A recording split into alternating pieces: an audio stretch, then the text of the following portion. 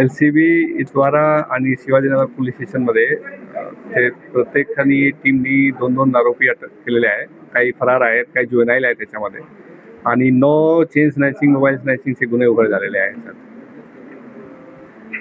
तर आरोपी काही अरेस्ट झालेले आहेत, काही जे काय फरार आहेत त्यांचा आम्ही शोध घेत आहोत. त्याच्यात काही जुवेनाईल पण आहेत. ते म्हणजे 3 डिफरंट होते, 3 डिफरंट टोळी होती. एक शिवाजीनगरने पकडली, एक इतवाराने पकडली. टोटल 9 गुन्हे उघड झाले चेन स्नॅचिंग आणि मोबाईल स्नॅचिंग. सर, शहरात गुन्हेगारी वाढल्याचं दिसून येत आहे. या संदर्भानं पोलीस प्रशासन काय भूमिका घेत आहे?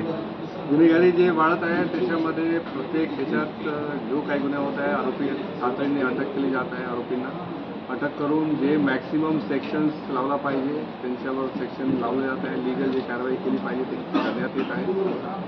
ऑलरेडी आम्ही मोकाची 2 कारवाई केलेली आहे मागच्या महिन्यामध्ये. काही MPDAची पण कारवाई चालू आहे आणि ही कारवाई पुढे चालू राहणार.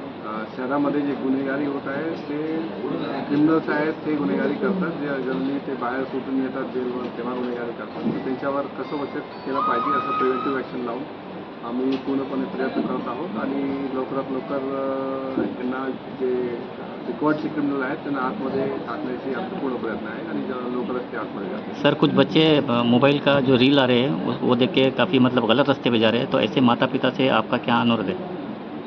ये भी एक बहुत बड़ा रीज़न है गुनहगारी बढ़ने का कि उसमें लड़के रील देख के खुद को कूल बताने के लिए चाकू लेके कुछ ड्रग्स का नशा करना, ये सब चीज़ें कर रहे हैं. तो सोशल मीडिया पे ऑलरेडी हम ध्यान दे रहे हैं और कुछ जुवेनाइल बच्चे हैं जो इस तरह का काम कर रहे हैं. तो जुवेनाइल बच्चों के ऊपर अगर माता पिता और स्कूल अगर ध्यान देगा कि शाम को कहाँ जा रहा है तो हमारे लिए भी आसान हो जाएगा और वो बच्चे का भी फ्यूचर खराब नहीं होगा. क्योंकि जुवेनाइल जब तक है तब तक उसको छूट मिल रही है. कभी तो जुवेनाइल से बाहर भी आएगा और तब जेल में जाएगा.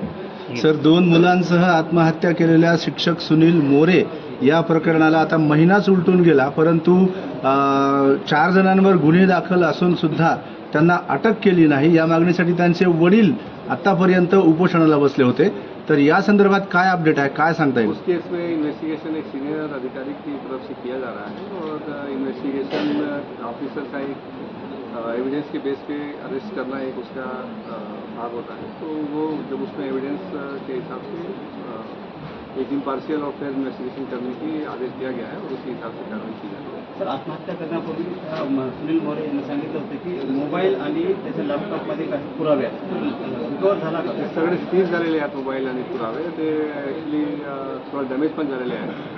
ते त्याचं ॲनालिसिस करून त्याच्या बेसिसवर जे काही पुरावे आहेत त्याच्या बेसिसवर आम्ही पुढे कारवाई करणार आहोत. सर,